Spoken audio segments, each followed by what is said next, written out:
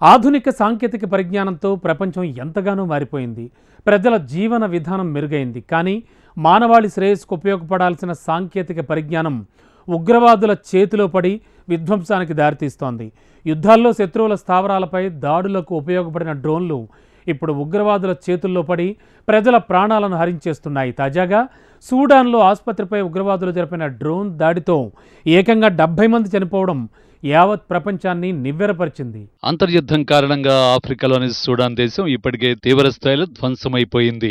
Sudan మీద పట్టు సాధించేందుకు పోరాడుతున్న తిరుగుబాటుదారులు అక్కడి ప్రభుత్వాన్ని ముచ్చెమటలు పట్టిస్తున్నారు. 2023 ఏప్రిల్ నుంచి సాగుతున్న ఈ పోరాటంలో ఇప్పటికే 28,000 మందికి పైగా మరణించారు. తాజాగా అక్కడి నార్త్ డర్ఫర్ ప్రావిన్స్ రాజధాని ఎల్ఫషర్ నగరంలో ఉన్న ఏకైక ఆసుపత్రిపై తిరుగుబాటుదారులు భీకర దాడి చేశారు. ఈ ఘటనలో కనీసం 70 మంది చనిపోయారని ప్రపంచ ఆరోగ్య సంస్థ ప్రకటించింది. దాడి జరిగిన సమయంలో ఆసుపత్రి రోగులతో కిక్కిరిసింది. ఈ దాడితో ఆకాశంలో దట్టమైన ధూళి మేఘాలు కమ్ముకున్నాయి. ఈ ఘటనకు ర్యాపిడ్ సపోర్ట్ ఫోర్స్ గ్రూప్ కారణమని చెబుతున్నారు. ఇక్కడ గమనించాల్సిన విషయం ఏంటంటే, తిరుగుబాటుదారులు ఆసుపత్రిపై దాడికి డ్రోన్ల సాయం తీసుకున్నారు. ఆధునిక సాంకేతిక పరిజ్ఞానం ఉగ్రవాదుల చేతిలో పడితే విధ్వంసం ఎంత తీవ్ర స్థాయిలో ఉంటుందో చెప్పేందుకు ఎల్ఫషర్ ఆసుపత్రిపై జరిగిన ఈ డ్రోన్ దాడి ప్రత్యక్ష ఉదాహరణ అని చెప్పొచ్చు. డ్రోన్ అనగానే ఆకాశంలో ఎగిరే చిన్న హెలికాప్టర్ లాంటి పరికరం గుర్తుకొస్తుంది. చూడడానికి చిన్నగా కనిపించే ఈ పరికరాలతో ప్రయోజనాలు చాలానే కనిపిస్తున్నాయి. మొదట డ్రోన్లను పెళ్లిళ్లు, ఇతర శుభ కార్యక్రమాల్లో ఉపయోగిస్తూ ఉండేవారు. రిమోట్ కంట్రోల్ ద్వారా దీన్ని ఆపరేట్ చేస్తుంటారు. ముఖ్యంగా నిఘా కోసం డ్రోన్లను ఉపయోగించేవారు. క్రమంగా వీటి వినియోగం పెరిగిపోయింది. ప్రభుత్వాలు విపత్తుల సమయంలో డ్రోన్లను ఉపయోగించేవి. ముఖ్యంగా అగ్ని ప్రమాదాలను అదుపు చేసేందుకు, వరదల్లో చిక్కుకున్న వారిని గుర్తించి కాపాడేందుకు డ్రోన్ల సాయం తీసుకున్నారు. ఆకాశంలో ఎగిరే డ్రోన్లకు అమర్చిన కెమెరాలు దృశ్యాలు చిత్రీకరించేందుకే పరిమితం కాలేదు. వస్తువులను చేరవేసేందుకు కూడా ఉపయోగించడం మొదలైంది. వ్యవసాయ రంగంలో డ్రోన్లు ప్రవేశించాయి. ఎరువులు, రసాయనాలను చల్లేందుకు ఉపయోగిస్తున్నారు. అడవుల్లో వన్యప్రాణుల పర్యవేక్షణలో డ్రోన్ల ఉపయోగం పెరిగింది. అదే సమయంలో తీవ్రవాదుల కదలికలను కనిపెట్టేందుకు పోలీసులు డ్రోన్ల సాయం తీసుకుంటున్నారు. ప్రపంచవ్యాప్తంగా రక్షణ రంగంలో డ్రోన్ల వినియోగం పెరిగింది. అనేక దేశాలు సరిహద్దులు, శత్రువులపై నిఘాతో పాటు వారిపై దాడులకు కూడా డ్రోన్లను ఉపయోగిస్తున్నాయి. తాజాగా ఉక్రెయిన్ రష్యా యుద్ధ రంగంలో డ్రోన్ల వాడకమే ఎక్కువగా కనిపిస్తోంది.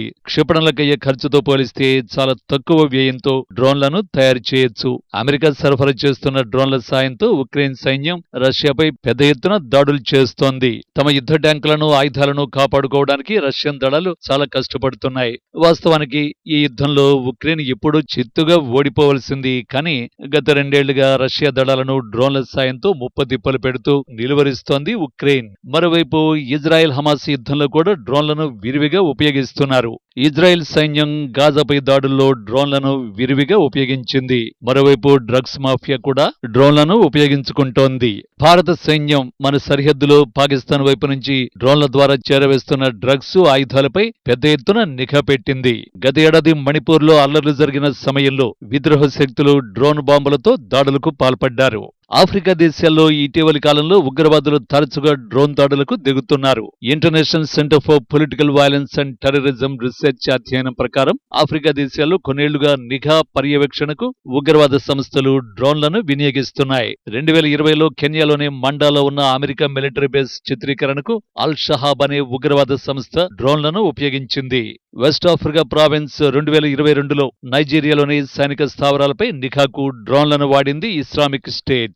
మార్కెట్లో దొరికే సాధారణ వస్తువులని డ్రోన్ తయారీకి వినియోగిస్తున్నట్లు తెలుస్తోంది. తాజాగా సూడాన్లో ఆసుపత్రిపై జరిగిన దాడికి కూడా తిరుగుబాటుదారులు డ్రోన్లనే ఉపయోగించారు. ఉగ్రవాదులు ప్రజల్లో భయోత్పాతాన్ని సృష్టించడానికి, ప్రాణ నష్టం, ఆస్తి నష్టం కలిగించి ప్రభుత్వంపై ఒత్తిడి తేవడానికి డ్రోన్లను ఉపయోగించుకుంటున్నారు. ఇందులో సాధారణ పౌరులే ఎక్కువగా బలి కావడం ఆందోళన కలిగిస్తోంది.